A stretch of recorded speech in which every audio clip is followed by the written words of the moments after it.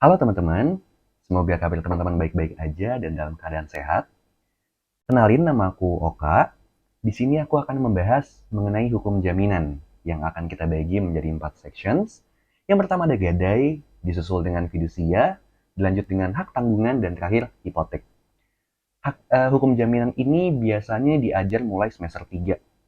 Kalau misalkan teman-teman mungkin belum ngambil atau telah ngambil, hukum jaminan ini bakal kepake banget di mata kuliah lain biasanya. Dalam hukum jaminan, ada sifat yang perlu kita ketahui, yaitu sifat aksesorir, yang berarti ada atau tidaknya jaminan bergantung pada perjanjian pokoknya.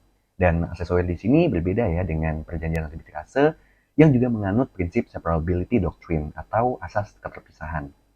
Yang mana itu kan kita bahas di lain kesempatan ya teman-teman. Oke, kita mulai aja langsung dari yang pertama yang mungkin paling awam dan paling sering didengar sama teman-teman, yaitu gadai. Definisi gadai diatur dalam pasal 1150 KUH Perdata. Ingat ya, debitur itu orang yang berhutang dan kreditur adalah orang yang memberi hutang. Ini akan kita pakai istilahnya hingga ke depan nanti. Pada gadai, prinsipnya adalah objek jaminan gadai diserahkan secara fisik atau nyata-nyata oleh debitur kepada kreditur. Dan ini dikenal dengan prinsip imbesit stelling atau keluarnya benda debitur kepada kreditur. Jadi dalam gadai itu nggak boleh kalau misalkan bendanya itu tetap dipegang oleh debitur, dikuasai oleh debitur, itu tidak boleh. Bendanya harus diserahkan dan dikuasai oleh kreditur. Contohnya ya, misalkan kamu ngegadain emas di pegadaian, maka emas tersebut harus diberikan secara nyata-nyata atau secara fisik ke pegadaian. Dan beralihnya kuasa benda tersebut tidak turut memberikan atau pengalihan dari hak milik benda tersebut. Jadi kalau misalnya kita ngasih barang emas kita ke pegadaian itu, tidak berarti pegadaian memiliki emas kita. Tidak berarti itu menjadi suatu kegiatan levering. Levering itu adalah salah satu cara untuk memperoleh hak milik dengan cara memberikan atau mengalihkan benda ya teman-teman. Jadi tidak ada peralihan hak milik, hanya peralihan penguasaan. Sifat gadai juga tidak bisa dibagi-bagi. Atau berarti misalkan kamu sudah melunasi setengah hutang kamu, maka dikembalikan pula setengah objek jaminan gadai kamu. Itu tidak seperti itu. Objek jaminan gadai hanya akan dikembalikan apabila telah terjadi pelunasan hutang secara sepenuhnya. Nah, mungkin teman-teman juga nanya nih, gimana kalau misalkan debitur dan prestasi? Apabila debitur dan prestasi, maka objek jaminan gadai tersebut tidak serta-merta menjadi milik dari kreditur. Kreditur harus melalui proses lelang terlebih dahulu. Makanya mungkin di sini teman-teman ada yang pernah dengar istilah lelang objek gadai. Gadai ini juga menganut hak preferen atau hak untuk pelunasan yang didahulukan, pelunasan utang-utang didahulukan dibanding kreditur-kreditur lainnya. Nah, mungkin teman-teman juga nanya nih, Bang, gimana kalau misalnya aku ngegadain motor, terus motor aku hilang? Nah, tanggung jawab akan tetap ada di kreditur. Bahkan nggak cuma hilang ya teman-teman, rusak aja itu harus ditanggungjawabkan oleh kreditur. Karena kreditur wajib merawat objek jaminan gadai.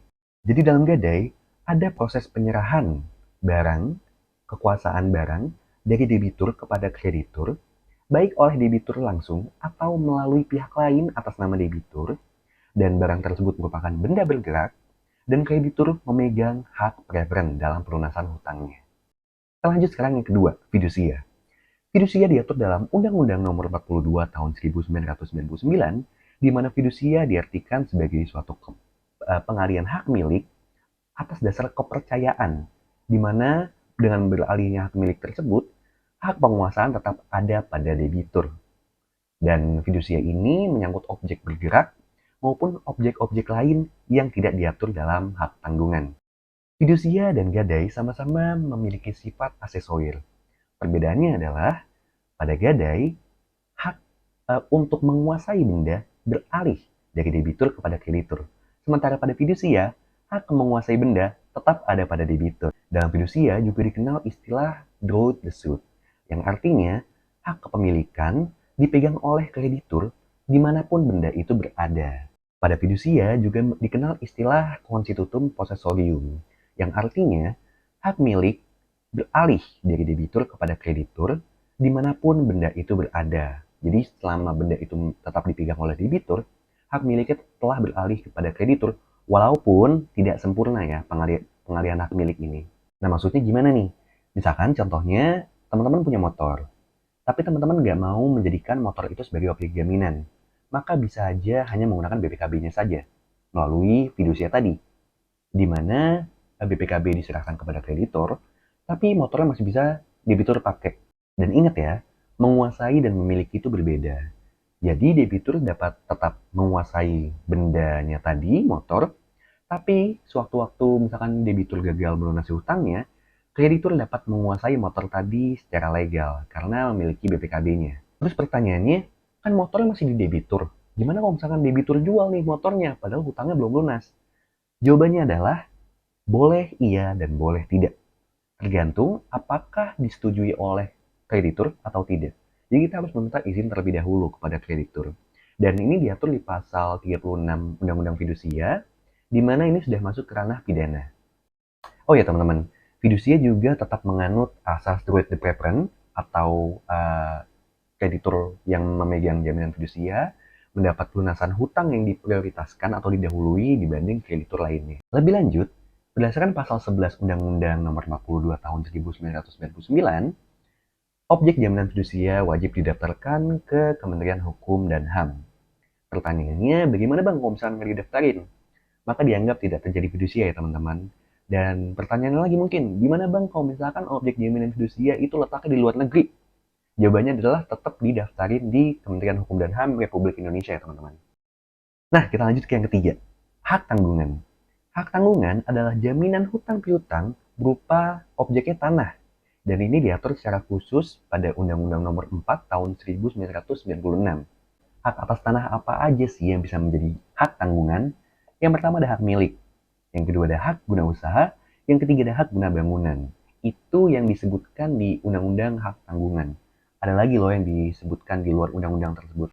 Contohnya, hak pakai dan hak milik atas satuan rumah susun atau HMSRS. Hak pakai dapat dijadikan sebagai hak tanggungan sesuai dengan pasal 53 ayat 1 Peraturan Pemerintah Nomor 40 Tahun 1996.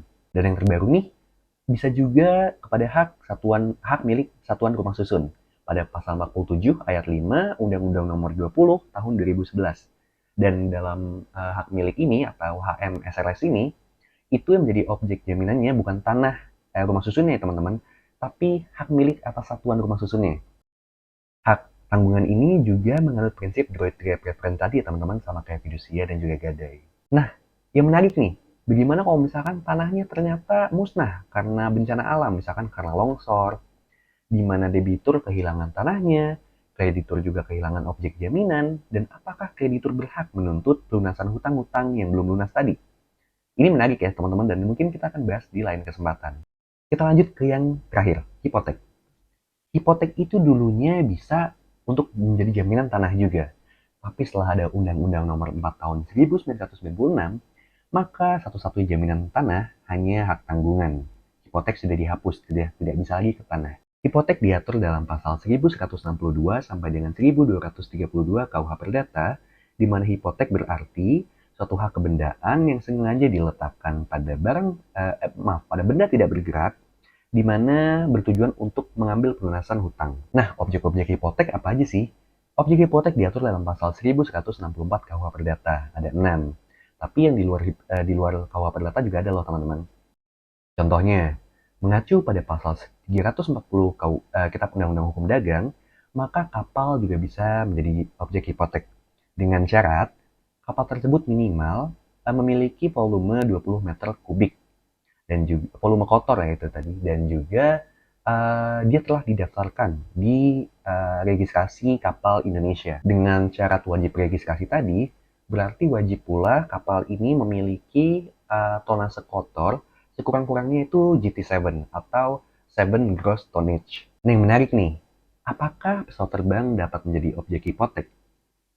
Mungkin kita akan melihat ke pasal 71 UU Penerbangan, Undang-Undang Penerbangan, yang menjelaskan bahwa objek pesawat udara dapat dibebani dengan kepentingan internasional yang timbul akibat perjanjian pemberian hak jaminan kebendaan, perjanjian pengingatan hak bersyarat, dan atau perjanjian sewa guna usaha. Walaupun memang pada praktiknya, dan berdasarkan pengalaman saya juga, bahwasanya pesawat mungkin lebih sering dijaminkan dengan IDERA atau Irrevocable Deregistration and Export request authorization, di mana itu tuh semacam surat kuasa untuk menarik suatu pesawat terbang yang masih menjadi perikatan hutang secara langsung. Jadi kreditur dapat menarik pesawat tersebut. Pada intinya seperti itu. Nah, sekian untuk pembahasan singkat mengenai hukum jaminan kita kali ini. Kalau misalkan teman-teman punya pertanyaan atau punya tambahan informasi, boleh banget. Dan kalau misalkan teman-teman bahkan punya topik untuk dibahas selanjutnya, boleh banget. Akan kita bahas di lain kesempatan. Thank you and bye-bye. Semoga kalian semua sehat selalu.